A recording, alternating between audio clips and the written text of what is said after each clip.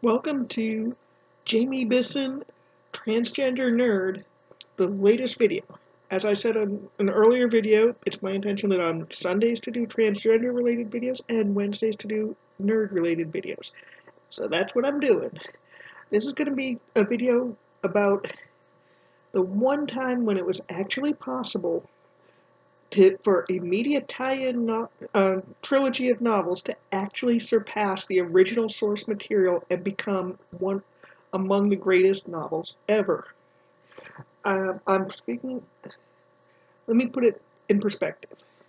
In my opinion, and this is, of course, just my opinion, everyone's free to disagree, but if I were to think of my favorite epic space operas, they would be in this order.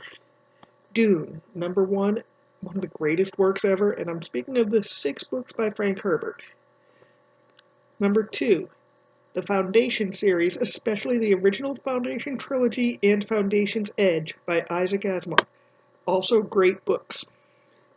#3, the Thrawn trilogy of Star Wars novels by Timothy Zahn.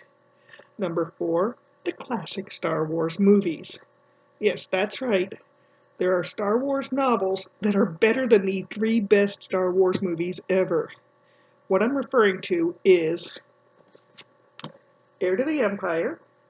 This is the special 20th anniversary edition, so it's heavily annotated. I love a good annotated book. That's how I read the Dragonlance novels. That's how I read Alice in Wonderland. That's how I read anything that I have available in an annotated form. The Hobbit. Anything like that. I love an annotated edition, and let me find a good page here that has lots of notes.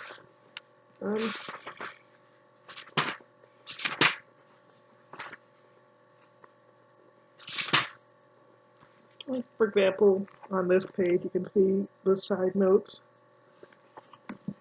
So it's definitely a great book. The second book in the trilogy, Dark Force Rising. These are all by Timothy Zahn. And then the third and final book, The Last Command. Now, these will probably be the only 3 books that will, as far as media tie-in fiction, that will ever surpass the original source material, and there's a lot of factors going into that. So I'm going to get into those factors and why that happened.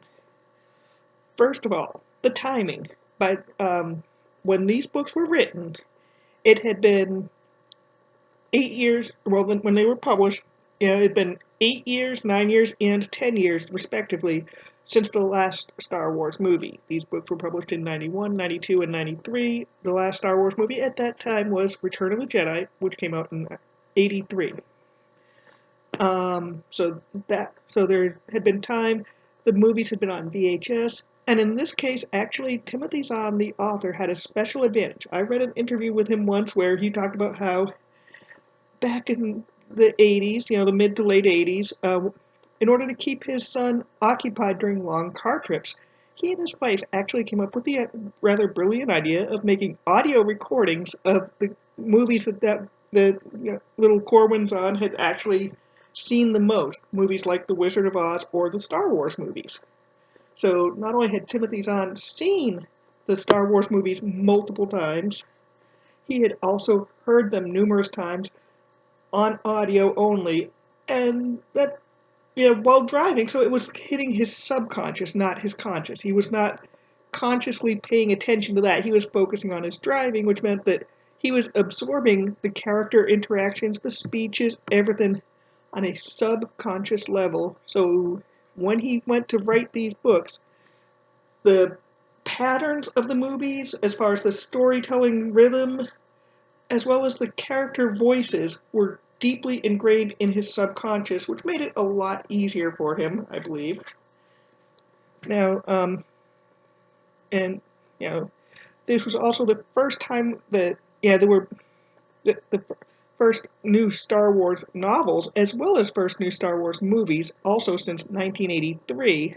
So there had been, and the previous novels, the Splinter of the Mind's Eye, the Han Solo Adventures trilogy by Brian Daley. Splinter of the Mind's Eye was by Alan Dean Foster, and then finally the Lando Calrissian novels by L. Neil Smith. Um, with those books, they were written basically as ordinary tie-ins of the day. They weren't in a position to add anything significant to the Star Wars universe. With these, no one knew that there was ever going to be more movies. There was that possibility. George Lucas had mentioned possibility of doing prequels. He'd even mentioned doing like 9 movies or even 12 movies at various times, but he hadn't made any progress towards even thinking about making any new Star Wars movies at that time.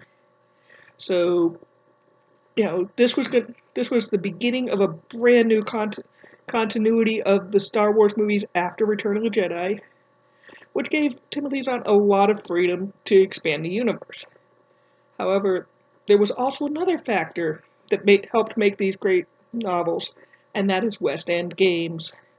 They had come up with a Star Wars role-playing game a few years earlier and had done lots of source books, developed a lot of original Star Wars technologies, and that made it easier for Timothy Zahn to write because, take for example, one of the great scenes in Heir to the Empire. There's a moment where Luke had been held captive, he escapes, he needs to get away from the place where he'd been held captive, so he needs a small, like a snub fighter, as they're called in the Star Wars universe.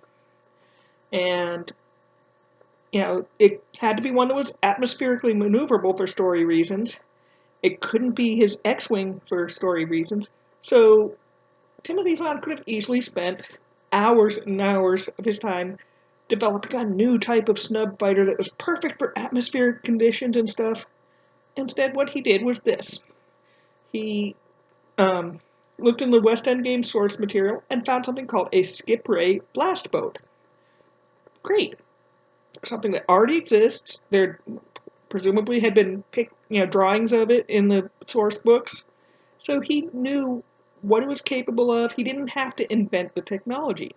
That allowed him to focus on a really exciting chase scene, followed by some of the greatest character development in this trilogy, when we finally learn the backstory of Mara Jade. And that's one of the things about it that's so great, is that the original characters Timothy Zahn added were at least as great as, and at least as fascinating as the existing characters. Grand Admiral Thrawn is probably the single greatest Star Wars villain ever. He's a tactical genius who focuses on actual leadership rather than intimidation. One time at least in one occasion, there is a character who is an underling of his who does get murdered, by, under Thrawn's orders. But most of the time, Thrawn basically just deals with the situations as they come up, by anticipating what's going to happen, and then, he works with his people. He's a great leader. Mara Jade is a fascinating and complex character. So these books are just beyond amazing. And let's see. These books,